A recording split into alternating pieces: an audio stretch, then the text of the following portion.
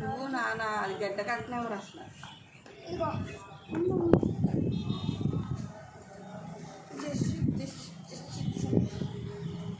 కొంత చూసుకుంటాను కాస్త ఏది ఎక్కువ ఉంటాడు అది వేసుకుంటానే అది నాకు ఇచ్చేయితే అది అమ్మ ఇచ్చేది ఇదే ఎక్కువ కాదురా కన్నా నీకు ఇంకా టైం ఉందా బాబు అయ్యో అయ్యో